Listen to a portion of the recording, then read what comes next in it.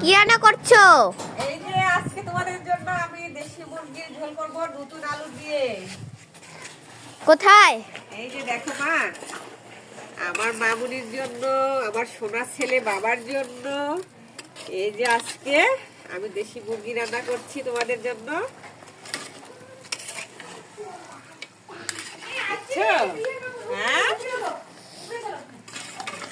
আমাদের জন্য কত কষ্ট করে দেখছো। মামুনির কথা শুনবে কিন্তু মায়ের কথা শুনতে হয়।